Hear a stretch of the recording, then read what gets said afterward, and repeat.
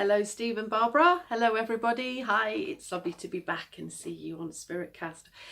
So I'm going to be looking at the astrology for February. In actual fact, what I want to say to start with is that my initial impression about February is it just keeps coming. It's like, it's going to be kind of relentless. It's going to be like, well, it should be like you think you're caught up in something and you think, whew, that was a crazy week. And then another week comes and you think, God, that was a really amazing, crazy week. That was another one.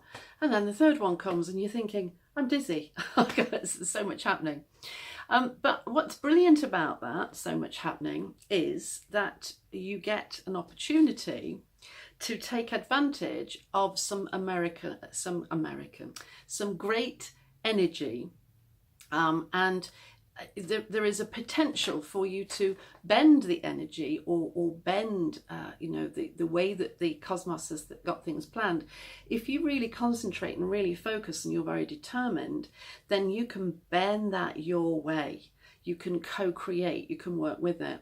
It's much better to have a month where you've got loads happening and you're working with it and trying to make stuff happen for you than it is to have a month which is kind of like dead in the water, not much happening, because it's really hard then to make anything happen for your own chart, your own self.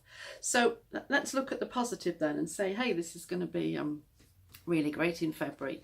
I kind of see it, I always imagine a giant hand going into a pond, right? So the pond looks really still and this giant hand comes down and it swells up all the mud from the bottom, which makes the pond all muddy so you can't see much. Things are just flashing by your eyes because you don't get a chance to sort of see them from afar. But what happens is that it raises all the grubs and the nutrients from the bottom of the pond. And this means that, the early fish, the early bird catches a worm, the early fish catches the grub. This means that you're there, and everybody, all of us are here, with this potential to grab the grubs, to grab the opportunities, to grab the nutrients. So I like to see February like that, and I think that's a great way. But what we also need to do is consider what are the background energies. So at the moment we have Saturn and Pluto in Capricorn, and in actual fact they're going to be there for a year or two, this year, next year. And it's whenever planets interact with those that we're going to see activity, because that's quite a formidable pair together. So Capricorn represents the establishment, anything that's been built, perseverance, hard work. And it also means individually things like your car, your pension fund, your house, your security. If we look at that in the collective, then it's talking about banks, banking systems, establishments, companies, organisations, and the structure and the boundaries within those organisations. So, for instance, if we look at governments, we had the shutdown in America. Well, that's a typical Capricorn thing. To have a government is sort of Capricornian. To have Saturn testing that, Pluto testing that, then you get a shutdown. So that's the kind of thing I'm looking about and thinking about, and for February, but also for the year or two ahead. The reason that this is quite important in February is because we've got other things getting in there, other planets. So for instance, Venus has just got into Capricorn. That's going to move quite quickly in a couple of weeks through Capricorn, and that's going to interact with Saturn and interact with Pluto.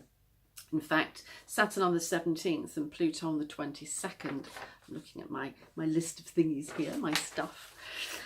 And so they're interesting times. But also in Aries, so at a 90-degree angle, we've got Uranus, Eris and Mars, and they are really starring up Aries.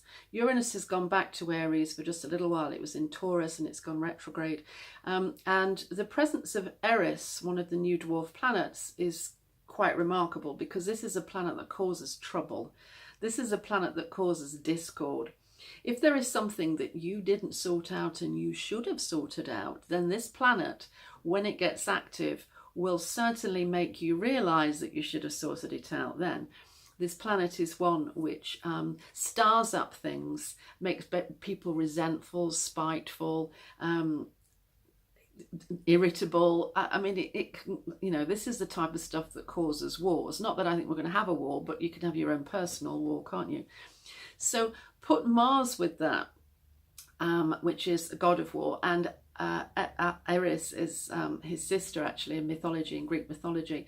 So you can see that we've got quite a pair there, and they are making some activity, if you like, a square, it's called in astrology, to Pluto and other planets as they move through Capricorn. So you've got, you know, we're going into this sort of situation where, wow, it's oh, and then it calms down again, and no, it comes up again and it calms down. So from week to week, you're getting kind of like this, wow, this is getting really hectic. And but anyway, stay in there and stay on top of it, stay in the driving seat, because it's at times like this when any projects that you've got or anything you want to create has real potential. You've got the energy which you can use to drive it, and so it's important that you take advantage of every single day. Don't waste any. Think in terms of a line of Aladdin's lamps, right? So you've got a whole line of lamps. You can grab a lamp and rub it at any time, and out pops the genie and you get your 3 wishes. Well, if you don't get exactly what you want, don't worry about it, because there's another lamp and there's another genie. So just keep grabbing those lamps. It's that sort of month. Very exciting, very wearing, going up and down. But anyway, so from the main part of it, we have the sun in Aquarius. And Aquarius is a zodiac sign, a masculine yang zodiac sign, an air sign, which is all about being cool and detached. Aquarius is a friendly sign, but it is quite sophisticated in terms of technology, science, mathematics. So we've got an atmosphere which is great for taking exams and great for studying. Aquarians keep a clear head, but they do like to remain just a little bit separate, and they like to be unique and different. Having said that, this is a fixed sign, so it can be quite stubborn whilst at the same time telling everybody else what they should be doing. So we've got this Aquarian background, and I'm recording this actually on Monday the 2nd, 3rd of February, I can't remember the date, and we've got this new moon in Aquarius. So we've got the moon and the sun in Aquarius. So today is a really coolly detached day, and certainly one for thinking. And anyway, this is being broadcast tomorrow, so it'll still be, the moon is in Aquarius tomorrow, so you'll still have this very cool and detached but intelligent atmosphere. So it's one to try something that didn't work before, and this time it works for you because you can work it out. Okay, so the sun moves into Pisces from Aquarius around, if I can read this, it's around the 19th of February. And just as it moves into Pisces, it actually becomes a full moon. So we've got the moon exactly opposite the sun. And so at that point, the sun has moved into Pisces. So we've got a full moon in Virgo. Now, this should have been a full moon in Leo with the sun in Aquarius, because, you know, we get this Aquarius sort of thing all month. And just at the last second, just as the sun moves from Aquarius to Pisces, we get this full moon.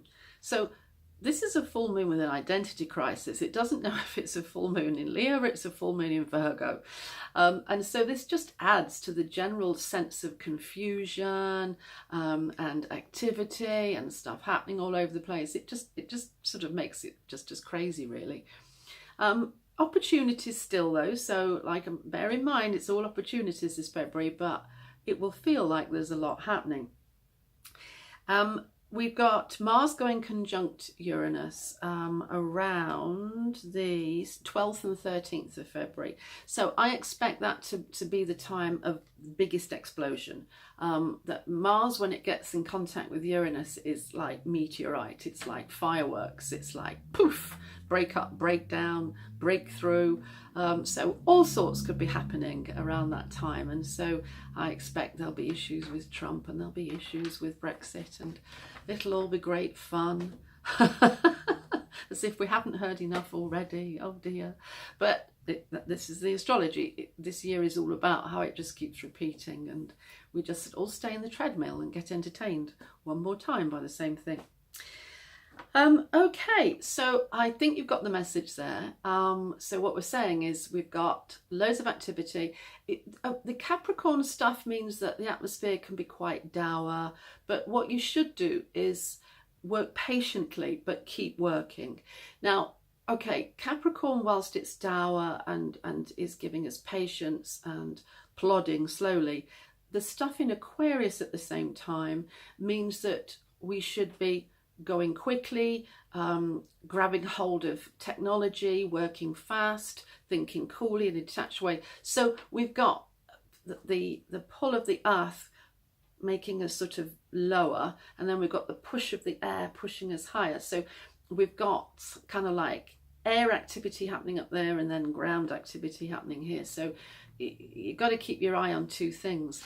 But at the same time, both of these energies are sophisticated, mature, wise, and so we can be sure that we're getting good assistance, that we're getting wise counsel and great ideas for February. I'm quite pleased about that.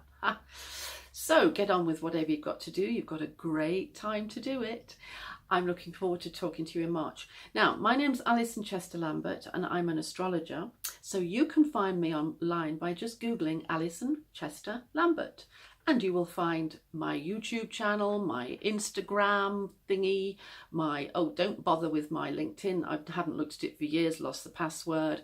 But Facebook, my website, go ahead, check me out. Be lovely to see you. We could have a reading maybe. That would be brilliant. I'd love to do that. I love it. Okay, I'll speak to you next month. Thank you. Bye-bye.